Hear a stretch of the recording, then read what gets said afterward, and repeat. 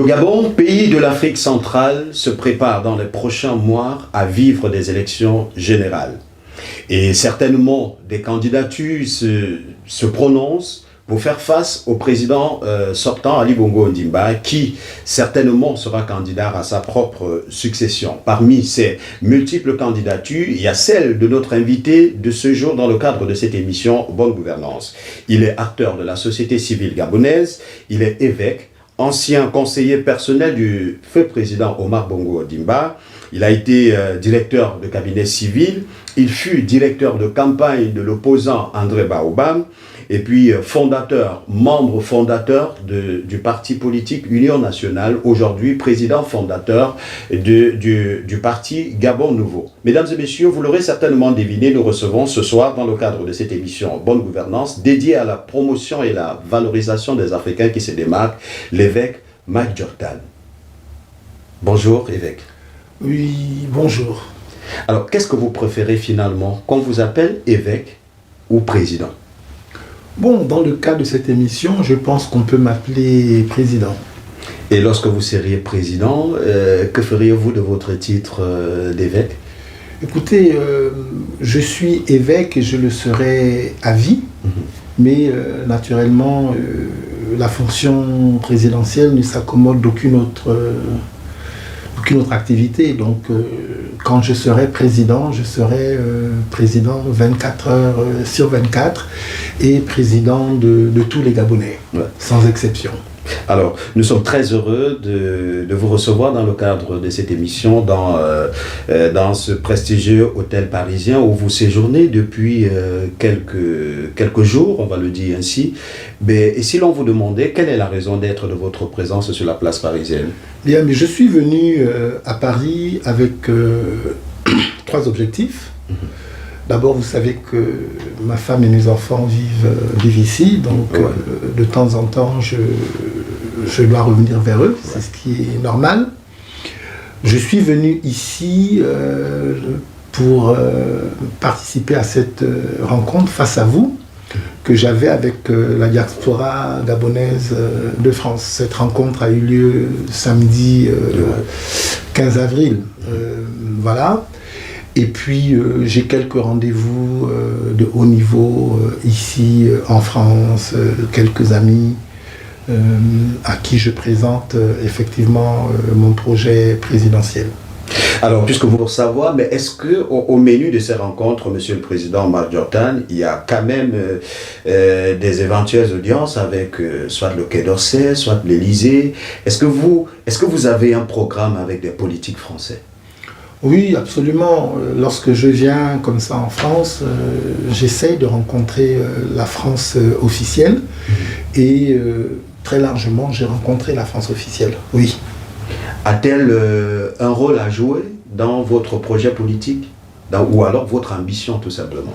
Non, absolument pas, mais vous savez que quand on aspire à exercer la fonction présidentielle, c'est vrai qu'on est le président de ceux qui nous ont élus, donc les Gabonais, mais en tant que président, nous établissons des relations avec les voisins. En fait, il y a toutes les coopérations, coopération nord-sud, coopération sud-sud, et donc c'est bien quand on est candidat de discuter avec tous ces pays qui finalement sont des partenaires du Gabon.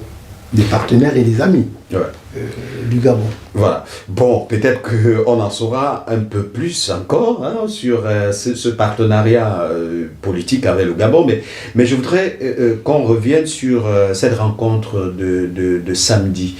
Alors, de quoi était-il question exactement face à vous? Disons que je voulais rencontrer les Gabonais qui vivent en France. Parce que lorsque j'ai commencé mon projet, lorsque je me suis déclaré candidat à cette élection présidentielle, j'ai dit que j'irais partout où il y a des Gabonais pour les rencontrer. Je veux me faire connaître à eux et je veux aussi être informé des situations particulières qui sont les leurs. Donc c'est dans ce contexte-là que j'ai organisé cette rencontre face à vous. Et alors, et du coup, il faut préciser que c'était samedi dernier à Paris. Et qu'est-ce que vous vous êtes dit, vous, face à vos compatriotes? Qu'est-ce que vous vous êtes dit? Mais la session, en fait, il y a eu deux phases dans la rencontre. Premièrement, j'ai parlé avec eux pour leur indiquer ma vision du Gabon, mon projet d'avenir pour le Gabon. Et puis la deuxième phase, c'était la phase des questions-réponses. Donc c'était à eux de me poser les questions de leurs préoccupations pour que je puisse y répondre. Et puis naturellement, la phase de questions-réponses était une phase libre où chacun pouvait dire ce qu'il avait envie de dire. Alors, on sait le rôle que devrait jouer une diaspora dans la des objectifs de développement d'un pays. Vous, qui ambitionnez d'être le futur président du Gabon et qui avez eu l'occasion de discuter avec cette diaspora parisienne, quand on sait également la forte représentativité gabonaise au sein des diasporas africaines à Paris, quel est votre sentiment au sorti de là? Mais moi, j'ai le sentiment de la mission accomplie. Je voulais rencontrer les Gabonais, je les ai rencontrés. Je pense qu'ils ont une idée plus claire de qui je suis et de mon rêve pour le Gabon. Ils connaissent mon offre. Et en même temps, je les ai écoutés et j'ai bien compris ce que sont leurs préoccupations. Même si effectivement, je pense qu'il faudrait d'autres rencontres pour que nous puissions approfondir, aller encore un peu plus loin dans l'expression de leurs besoins. Et bien du coup, quelle place occupera donc cette diaspora gabonaise, j'ai envie de dire, de l'ouvrir un peu pour ne pas circonscrire exclusivement à Paris. Quelle place la diaspora occupera dans votre gouvernance? Bon, déjà, il faut savoir que ça fait un certain temps déjà qu'on discute de la possibilité pour la diaspora d'être représentée notamment par un député dans le Parlement gabonais. Je pense que c'est une question importante d'actualité et que on doit y réfléchir sérieusement. Et pour ma part, je suis favorable à cela. Aujourd'hui, parmi les problèmes que j'ai bien compris, il y a la possibilité qui doit être faite à nos élites de la diaspora, du moins aux Gabonais de la diaspora, de rentrer au Gabon et de trouver des conditions d'accueil qui leur permettent de ne pas réduire le train de vie qui est le leur. La plupart de ceux qui sont ici en France sont venus pour faire des études. Il faut que quand ils ont fini leurs études... Vous avez fait partie de ceux-là d'ailleurs, à votre époque. Oui, absolument. Il faut qu'ils puissent rentrer au Gabon et trouver un travail qui les valorise. Okay, donc effectivement, il faut que la structure du travail dans notre pays accommode le retour de nos étudiants qui sont à l'étranger. Ben donc, si l'on comprend bien, l'une de vos initiatives fortes, si vous êtes président, à l'issue de la prochaine élection présidentielle, ça serait peut-être d'initier ce processus de création d'un poste de député pour la diaspora. Est-ce que la diaspora peut également miser sur vous sous la base de cet espoir? Mais ce qui est clair, je l'ai dit, c'est que je suis favorable au fait que la diaspora gabonaise soit représentée dans le Parlement. J'engagerai cette conversation avec toutes les diasporas et avec ceux qui sont au Gabon pour voir comment rendre cela effectif, comment faire que ce soit possible. Après, je le redis, les Gabonais qui sont partis à l'étranger pour étudier, on doit créer les conditions pour qu'ils reviennent. Okay? Et ça fera l'objet, de mes réflexions avec eux, naturellement dans les prochaines semaines, les prochains mois, et quand je serai aux affaires. Voilà.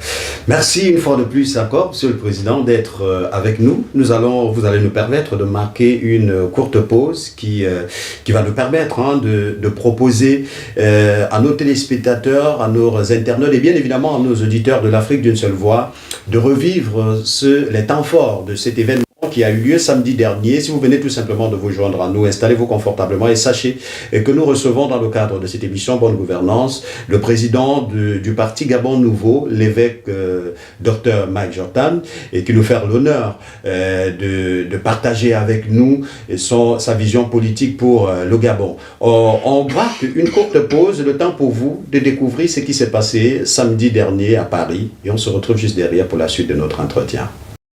C'est la prestigieuse salle de l'espace Cool and Walking de Nevis-sur-Seine qui a servi de cadre pour abriter le samedi 15 avril 2023 l'événement Face à vous, dédié à un moment d'échange et de partage entre Mike Jordan, candidat déclaré à la prochaine présidentielle du Gabon, et la diaspora gabonaise de Paris. Après son entrée, mot de bienvenue et l'exécution de l'hymne national, le candidat du Gabon Nouveau a pris en moyenne 1 heure pour présenter à l'assistance son projet politique, mais surtout sa vision et ses motivations pour le Gabon, avant de céder le plancher à un jeu de questions-réponses qui a permis à la diaspora gabonaise de Paris d'être suffisamment éclairée sur l'ambition politique de Mike Jordan et sa vision pour l'alternance au sommet de son pays. C'est par un cortège que la cérémonie s'est achevée avec une note de satisfaction pour les organisateurs et les participants au regard de la mobilisation. De retour sur ce plateau après ce magnifique reportage de notre très cher ami Simplice qui nous a permis de replonger dans cette rencontre face à vous initiée par le président Mike Jordan samedi dernier du côté de Paris avec la diaspora gabonaise. Alors, président, je voudrais quand même, avant qu'on ne poursuive notre entretien, revenir quand même sur cet incident qui... c'est vrai que vous avez fait une communication officielle là-dessus, mais aujourd'hui nous connaissons l'impact des réseaux sociaux avec la déformation de l'information. Finalement, pour nos téléspectateurs et nos auditeurs, que s'est-il réellement passé avec cet activiste qui estime avoir été un tout petit peu froissé par votre équipe de sécurité de l'événement? Bon, déjà, c'est un événement public. Donc la porte était ouverte et tout le monde pouvait participer.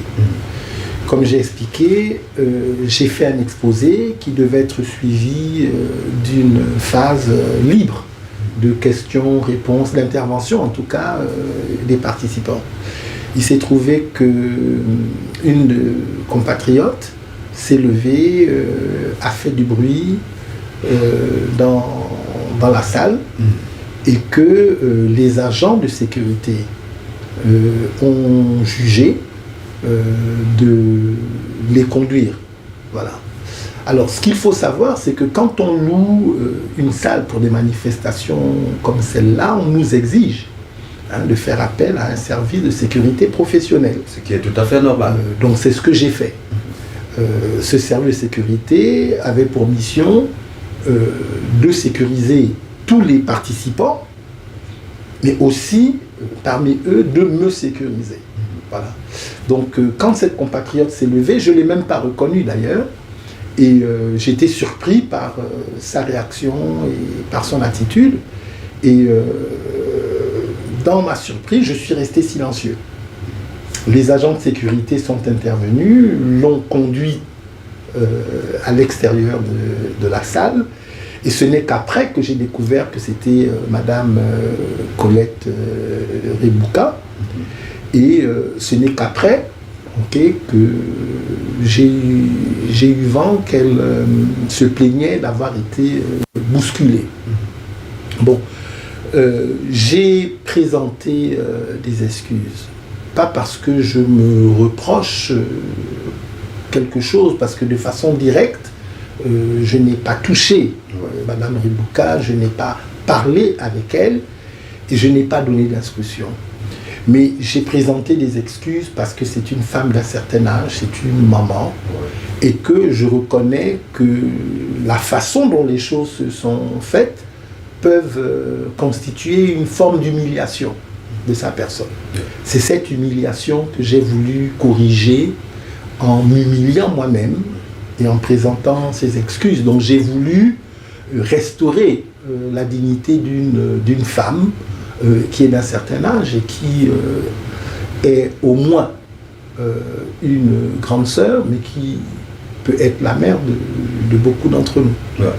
Voilà, avec certainement beaucoup d'humilité, mais est-ce que vous avez tenté de la comprendre, Monsieur le Président? On sait que les diasporas africaines, et particulièrement gabonaises, qui sont presque devenues activistes, s'attaquent beaucoup plus au régime en place qu'elle estime être à l'origine de toutes leurs difficultés. Mais vous, quand même, vous êtes de l'opposition et vous semblez apporter quelque chose de nouveau. Est-ce que vous avez tenté quand même de comprendre pourquoi, malgré le fait, pourquoi des activistes qui sont réputés être farouchement opposés au système en place, que vous également vous combattez aujourd'hui, ne puissent pas être de votre côté pour mener ce combat? Bon, déjà, ce qui me paraît important de dire, c'est que, quelle que soit la nature des rencontres, les échanges doivent se faire dans le respect mutuel. Que l'on soit opposant ou que l'on soit pas opposant. Maintenant, la perception que les gens ont de mon engagement pour le Gabon, je la respecte. Et c'est d'ailleurs pour ça que je fais campagne. Je fais campagne pour convaincre. Sur la base du projet que je présente. Donc voilà, je n'ai pas cherché à comprendre plus que cela. Il s'est trouvé que lors de cet incident, je n'ai pas pu avoir le contenu de ce qu'elle voulait dire ou de ce qu'elle reprochait. J'ai indiqué dans le communiqué que je prendrais attache avec elle et mes équipes ont déjà engagé cette démarche et très prochainement, en tout cas avant mon retour sur Libreville au Gabon, j'aurai l'occasion de parler avec elle, d'échanger et de comprendre exactement qu'est-ce qu'elle a voulu exprimer et si elle me le permet, j'apporterai réponse à ces questionnements. Merci. Alors, à présent, nous rentrons dans les profondeurs de votre engagement politique et je voudrais d'entendre vous demander, Monsieur le Président, comment se porte le Gabon nouveau? Le Gabon nouveau se porte bien. Nous avons déposé récemment au ministère de l'Intérieur un dossier avec un peu plus de 9000 adhérents. Et nous sommes toujours dans cette phase de recruter les adhérents. Nous le faisons sur le terrain, nous le faisons aussi de façon digitale. Pour le reste, moi je suis en campagne et dans cette campagne je suis accompagné partout dans le pays par le parti qui d'ailleurs a été le premier à me solliciter pour que je prenne cet engagement. Donc voilà ce que je peux dire à ce stade. Maintenant nous sommes un jeune parti et nous travaillons au recrutement de nos cadres. Donc c'est un parti ouvert et je veux lancer effectivement un appel pour les Gabonais qui veulent un changement vers l'excellence, vers la modernité. Je lance un appel pour qu'ils se rapprochent de nous et qu'ils portent avec moi la vision du Gabon nouveau. Alors, vous sillonnez le Gabon, on découvre des images qui vous présentent dans les profondeurs du Gabon. Et aujourd'hui, on voudrait bien savoir, ces Gabonais que vous rencontrez, est-ce que vous avez le sentiment aujourd'hui d'avoir un projet en phase avec les aspirations de votre peuple? Je réponds de façon directe et sans embâche, absolument. Aujourd'hui, près de 30% de la population gabonaise vit en dessous du seuil de pauvreté. C'est plus de 95 000 familles. Mon projet a pour objectif d'éradiquer l'extrême pauvreté. D'abord, en provoquant un accroissement de la richesse à partager entre tous les Gabonais. Ça passe effectivement par la transformation de notre économie et par une volonté politique claire, et cette volonté politique, je l'affirme, de résoudre les problèmes sociaux des Gabonais. Et je voudrais quand même qu'on revienne sur l'actualité dominante du Gabon. Voilà. Il s'agit là de la modification constitutionnelle. Déjà, est-ce que vous avez fait partie de ces partis politiques conviés à la récente concertation? Parce que je me souviens que lors de notre ancienne interview, vous témoignez que vous faisiez partie de ceux qui étaient à l'appel de cette concertation. Et puis, il y avait même la nuance entre dialogue et concertation. Ben, finalement, vous avez eu raison parce qu'il s'agissait beaucoup plus d'une concertation que d'un dialogue. Est-ce que déjà vous avez pris part à cette concertation entre l'opposition et la majorité? Alors, ce qu'il faut savoir, c'est que j'ai été le premier, au mois de mai 2022, à attirer l'attention de tous les politiques sur le fait que nous devions nous retrouver pour discuter des questions liées au processus électoral, parce que il faut que nous puissions avoir en Afrique et au Gabon particulièrement des élections au lendemain apaisées. Ça passe par la crédibilité du processus. J'ai fait 14 propositions. En ce qui concerne la concertation, je n'y ai pas participé. Je n'y ai pas été convié malgré le fait que j'avais indiqué ma disponibilité. En sortant, du moins après les résolutions issues donc de cette concertation, je suis content de ne pas avoir participé à ce que j'appelle une grande mascarade, un théâtre pitoyable. Mais est-ce que vous avez au moins compris votre absence, votre exclusion à la table de négociation, de discussion? Est-ce que vous comprenez pourquoi le pouvoir ne vous a pas convié?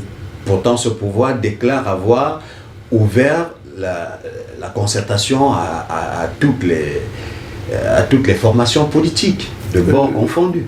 Je n'ai pas été convié, c'est vraiment ce que je peux dire. Après, pourquoi je n'ai pas été convié, je pense que c'est à ceux qui ne m'ont pas convié de s'exprimer là-dessus. Vous savez, le fait que je sois évêque ne fait pas de moi un devin, et j'évite de faire des déclarations qui ne reposent sur rien de rationnel. Donc, je n'ai pas été convié, je n'ai pas été, je ne regrette pas de ne pas y avoir été, parce que les résolutions issues de cette concertation ne répondent pas à la question pour laquelle la concertation est appelée. Il n'y a aucune mesure parmi toutes celles qui ont été présentées qui garantissent des lendemains d'élections apaisés. Donc nous sommes quasiment au point de départ. Et puis ensuite, les résolutions qui ont été prises, pour la plupart, marquent un net recul démocratique. Par exemple, l'élection le retour à l'élection à un tour, c'est extrêmement grave, parce que on va se retrouver avec un président de la République élu, mais sans aucune légitimité populaire. Ça veut dire au final, le président de la République pourrait être élu avec 50 000 voix, 60 000 voix. Dans une majorité relative. Oui, mais une majorité relative, mais très minorée. Donc voilà, c'est un recul démocratique majeur. Bon, les gens se sont rassemblés, on a une des résolutions, par exemple, qui me dérange aussi, c'est le fait que le président de la République puisse nommer des sénateurs issus de l'opposition. déjà, le fait qu'il nomme les sénateurs issus de sa majorité me posait problème. Bon, on ajoute ceux de l'opposition. Pour moi... Une seconde mort pour la démocratie? Pour moi, il doit y avoir une séparation des pouvoirs. L'exécutif, le législatif, le judiciaire, le médiatique, le religieux. Tous ces pouvoirs-là doivent être séparés les uns des autres. Donc ça me dérange que les parlementaires ne soient pas élus, que ce soit au suffrage direct ou indirect, mais qu'ils soient nommés. C'est un recul démocratique majeur en ce qui me concerne. Alors, Président, est-ce que si vous aviez été convié, vous deviez faire partie de cette frange de l'opposition qui a malheureusement, ou heureusement, c'est selon, claqué les portes de cette concertation? On sait que vous êtes parmi les membres fondateurs de l'Union nationale, et l'Union nationale qui a d'ailleurs claqué les portes lors de cette concertation. Est-ce que, si vous aviez été convié, vous deviez partager l'avis de ceux qui ont claqué la porte avant même le début effectif des concertations? Bon, moi, de façon générale, aujourd'hui, je suis contre la politique de la chaise vide. Je pense que nous devons faire face à nos contradicteurs et que nous devons apprendre à converser, à discuter les uns avec les autres. Maintenant, la plupart des partis que vous citez ont été à la concertation, mais ils en sont sortis parce que les conditions n'étaient pas réunies. Voilà. Et donc, on ne doit pas participer à des discussions si d'avance les dés sont pipés. Donc, si j'avais été convié, je serais parti et à un moment donné, dans les discussions, possiblement, je me serais retiré. Mais comme j'y étais pas, j'ai du mal à répondre avec une certitude à 100%, alors que je ne sais pas véritablement comment les choses se sont passées. Voilà. Alors, au sorti de cette concertation, elle a bien évidemment débouché à une modification constitutionnelle. On parle entre autres d'harmonisation des mandats à 5 ans pour toutes les élections. On parle de l'adoption du code électoral. Finalement, pour vous, quel est le commentaire, sans toutefois oublier le verrou sur la limitation des mandats présidentiels? Pour vous, quel est le commentaire que vous faites de cette énième modification constitutionnelle? Bon, déjà, moi, j'ai toujours indiqué que je suis contre les modifications constitutionnelles.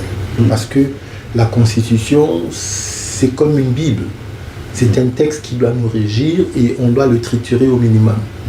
Ce qui me dérange avec cette énième modification de la Constitution, c'est que c'est une modification qui est taillée sur mesure pour répondre à des besoins conjoncturels, à des besoins personnels et conjoncturels. C'est ça qui pose problème. Bon, quand le président Ali Bongo dit qu'il veut réduire le mandat présidentiel de 7 à 5, ça laisse entendre qu'il adhère à l'idée que l'usure du pouvoir a des conséquences négatives pour l'ensemble du pays. Mais réduire le mandat de 7 à 5 n'a pas de valeur si on ne le limite pas.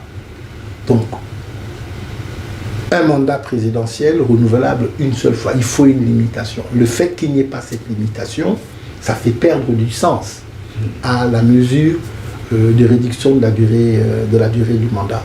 Ceci étant, moi j'ai tendance à penser que dans des pays sous-développés comme le nôtre, où on doit s'engager dans des grands projets, moi j'ai tendance à penser que 7 ans c'est mieux que 5. Voilà. Mais avec un verrou par derrière qui est la limitation à 2 mandats au maximum. Et c'est d'ailleurs ce qu'adoptent les grandes démocraties qui nous servent d'exemple et de modèle. Bon. Aujourd'hui, nous voulons avoir un président de la République qui est élu avec une grande légitimité. Ça veut dire que le maximum de Gabonais doivent avoir voté pour lui. C'est pour ça que l'élection à un tour me dérange. C'est pour ça que la réduction de la durée de la révision des listes électorales de 45 à 30 me dérange. Parce qu'il y a au Gabon des problèmes de fond. Il y a un problème d'état civil. Beaucoup de Gabonais n'ont pas d'état civil, que ce soit l'acte de naissance ou la carte nationale d'identité. C'est un problème. Okay? Il y a des gens qui voudraient voter mais qui ne le peuvent pas parce qu'il leur manque ces deux éléments. Bon. Ensuite, il y a un taux d'abstention, donc il y a un taux d'abstention extrêmement élevé. Aux dernières élections présidentielles, on les situe autour de 40%. C'est beaucoup. 40% de ceux qui sont inscrits. Okay? Mais déjà, il y a plusieurs centaines de milliers de Gabonais qui devraient être inscrits qui ne le sont pas. Okay? On se retrouve avec un président de la République aux dernières élections présidentielles qui est élu avec moins de 180 000 voix. Okay? Sur 2 millions 100. Ça ne va pas. Ouais. Voilà. Donc, la réduction du temps d'enrôlement, okay, de 45 à 30, ça démontre encore la volonté de ce pouvoir. En fait, ça démontre le fait que ce pouvoir fonctionne sur des valeurs qui sont antidémocratiques. Alors, Monsieur le Président Mike Dioktan, que diriez-vous aujourd'hui de ceux qui pensent que cette modification constitutionnelle est une orchestration qui vise bien évidemment à garantir une éternisation au pouvoir du président Ali Bongo? C'est clair que cette dernière modification constitutionnelle est un aveu de faiblesse d'Ali Bongo et de son gouvernement.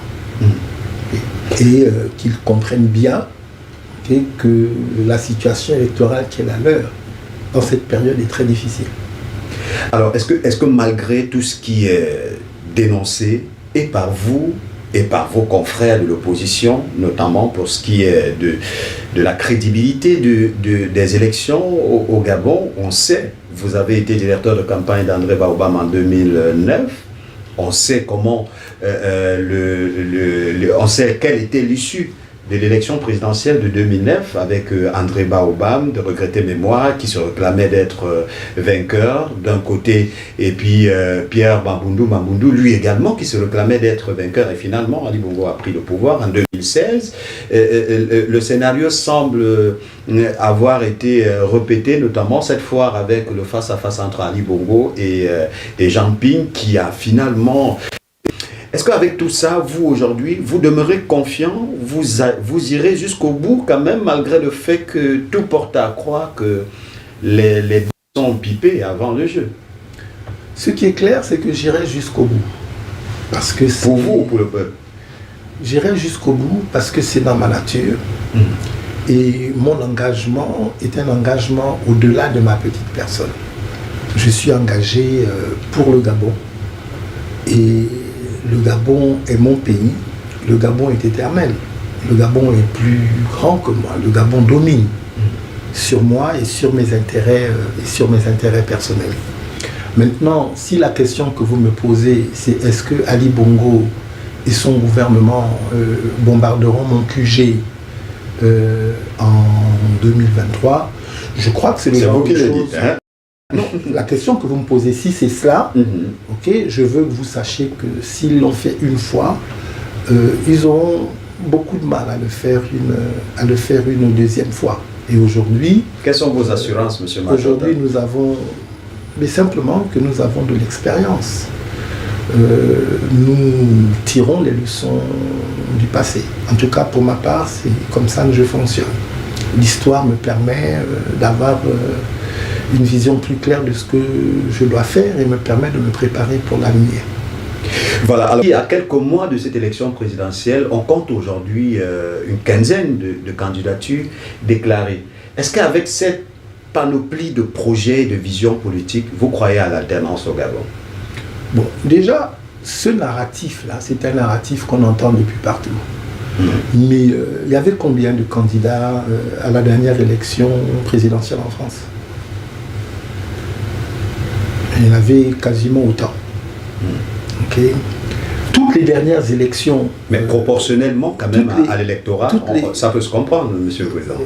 Mais le nombre de candidatures n'a rien à voir avec le nombre, avec la taille de la population.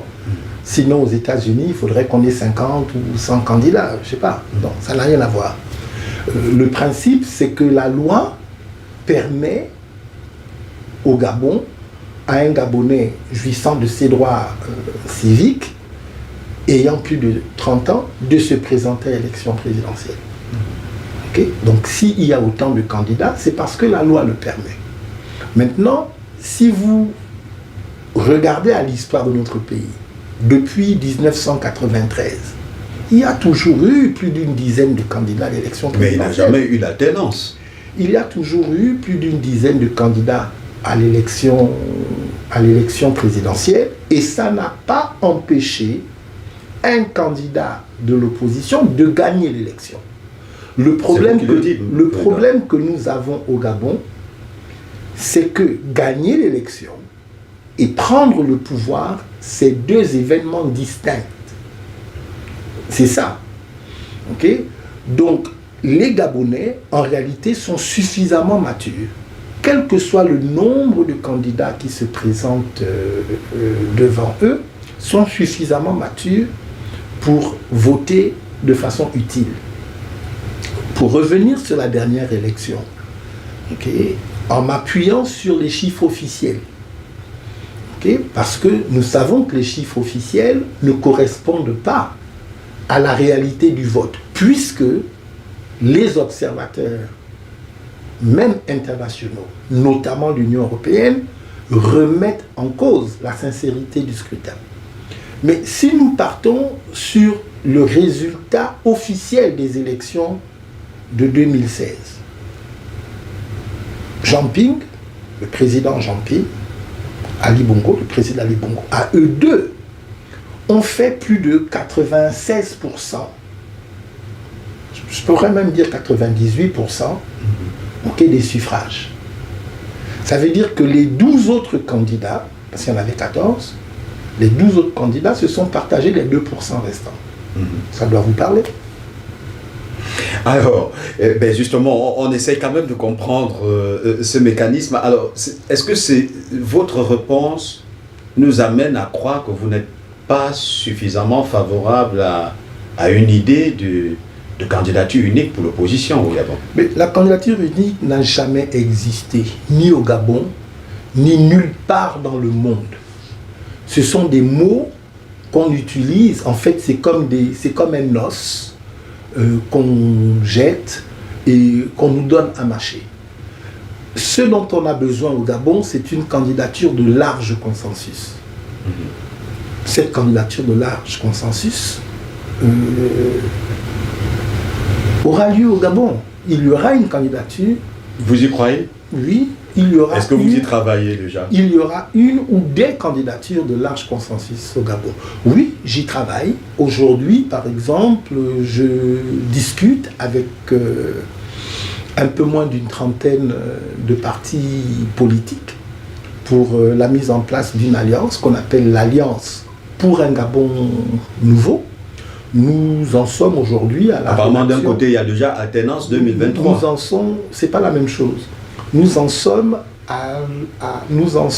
et je vais préciser, nous en sommes à la rédaction de la charte qui va nous lier. Donc il y a 30 partis, une trentaine, hein, un peu moins, qui sont en discussion ou qui travaillent à la rédaction de la charte. Quand la charte sera rédigée, chaque parti devra s'engager. Il est possible qu'au moment de la signature, qu'on perde quelques parties, parce que vous savez, le diable est dans les détails. Sur le principe, nous sommes d'accord de créer l'Alliance pour un Gabon nouveau, qui sera une alliance effectivement qui va porter ma candidature, mais il faut maintenant que nous tombions d'accord sur des détails. Donc on est dans cette phase de rédaction de cette charte. C'est différent d'Alternance 2023 parce que Alternance 2023, nous nous sommes rassemblés avec pour objectif de veiller à la sincérité du processus électoral. C'était l'objectif numéro 1. Bon. Vous êtes déjà séparés?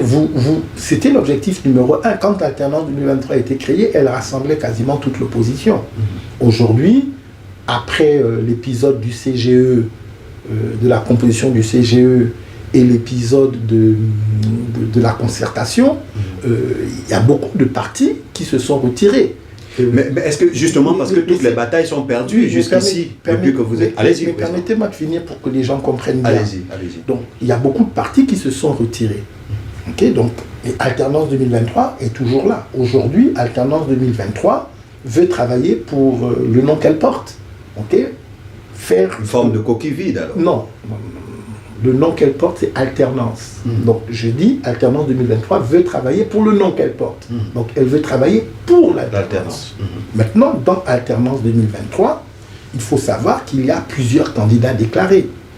Je suis un candidat déclaré, Pierre Manganga Moussavou est un candidat déclaré, Raymond Donsima est un candidat déclaré, professeur Albert Ondosa ne s'est pas encore déclaré, mais laisse entendre qu'il pourrait le faire.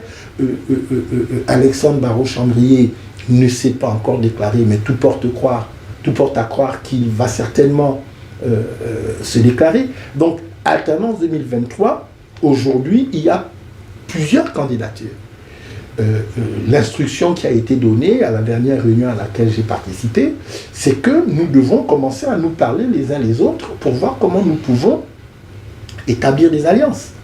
Bon, donc voilà, donc Alternance 2023 en est là.